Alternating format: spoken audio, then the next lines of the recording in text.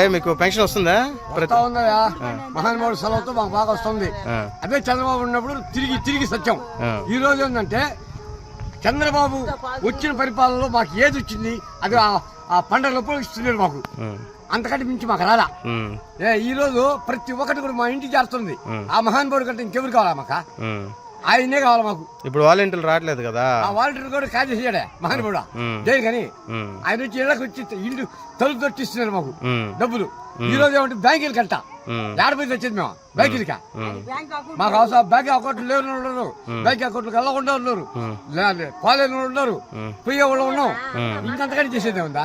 దేనికా మాకు ఈ చంద్రబాబా ఏం చేశాడు చెప్పు? ఆ రోజు ఏం చేశాడు? అది పండుగ ఏమంతో ఏదో ఇస్తా ఉన్నాడు, అంతేగాని ఇన్ని పథకాలు పెట్టాడా? ఈ ముఖ్యమంత్రి చేసినంత పథకాలు ఏ ముఖ్యమంత్రి చేయలే. ఈయనే కావాలా మాకు, ఆయనే రావాలా అంతవరకే. మీరు దేనికి ఓటేస్తారు అయితే? చేసేది ఆయనకే. నాకు పింఛన్ వచ్చేది కూడా ఆయన కానీ నాకు పింఛన్ వచ్చింది, అంతకంటే పింఛన్ రాలా నాకు. తిరిగి వచ్చాను నేను. నాకు డబ్బులు దింకొని కూడా వేరే నాయకులు ఒక్కడు కూడా పింఛన్ రాలేదా నాకు. నేను డబ్బులే ఇలా నాకు పింఛన్ రాశాడు, నేను తింటున్నా ఆనందంగా ఉండా చాలు. ఆ మహానుభావుడే రావాలి నాకు.